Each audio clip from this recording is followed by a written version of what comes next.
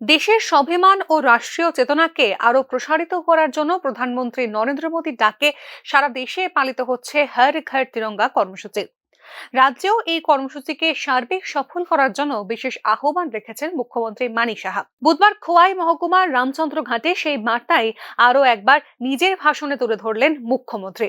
দেশের স্বাধীনতার জন্য ও জাতীয় পতাকার সম্মান রক্ষার জন্য যেসব বীর স্বাধীনতা সংগ্রামী জীবন বলিদান দিয়েছেন তাদের ভুলে গেলে চলবে না বলে জানিয়েছেন মুখ্যমন্ত্রী।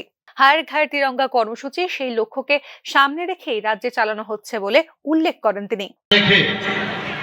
ওনাদের কি হবে, শুধু এই দেশের জন্য, এই মাতৃভূমিকে রক্ষার জন্য ওনারা বলিদান হয়েছেন, তাদেরকে আমাদের মনে রাখা উচিত এবং সেই কাজটা স্বাধীনতা সংগ্রামের গৌরবময় ইতিহাসকেও ভুলে গেলে চলবে না বলে জানিয়েছেন মুখ্যমন্ত্রী।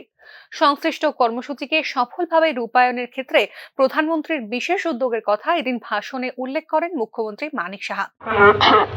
আসুন আমরা খোয়াই শহরের প্রতিটি সরকারি বেসরকারি প্রতিষ্ঠানের পাশাপাশি রাজ্যের প্রতিটি ঘরে ঘরে জাতীয় পতাকা উত্তোলন করে হর ঘর তিরঙ্গা কর্মসূচি সার্বিকভাবে সফল করে তুলি। এদিনের এই কর্মসূচিতে অন্যান্যদের মধ্যে উপস্থিত ছিলেন মন্ত্রী বিকাশ দেববর্মা, বিধায়ক পিনাকি দাস চৌধুরী, রঞ্জিত দেববর্মা, খোয়াই জেলা শাসক এবং পুলিশ সুপার সহ ছাত্রছাত্রীরা।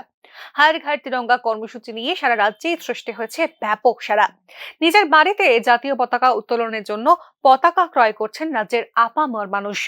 Bureau report, news now.